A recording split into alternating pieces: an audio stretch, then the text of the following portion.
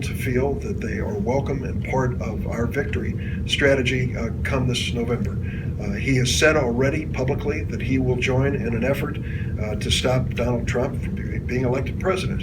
And as far as the timing of how he does this and when he does that, I leave it entirely to him. We shouldn't pressure him. Give him the time to make a decision which he's entitled to make. Let me say, secondly, that Cruz dropping out of this makes it clear that Donald Trump will be the Republican nominee for president, barring something totally unforeseen at this point. And I think this will make a clear choice for the voters of this country. Asking to be commander-in-chief in the United States of America and leader of the free world is a much more awesome responsibility than hosting a reality show on TV.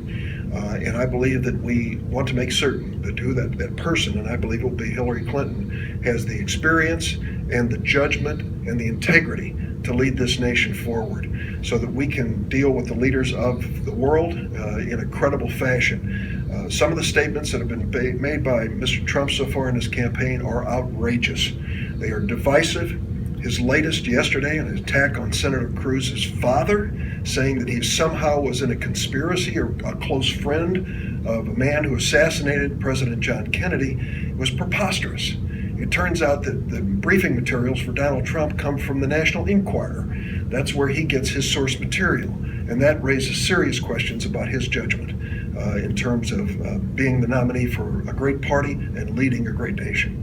If Mr. Trump has the presumptive nominee for the Republicans, how do you think that will affect down-ticket races here in Illinois, especially the Duckworth-Kirk Senate race? I can tell you that many candidates for lower offices, congressional offices, Senate offices, and the like, on the Republican side, the first question asked of them is, are you going to support Donald Trump? And you can already see that some of them are backing off because they don't believe it's a positive.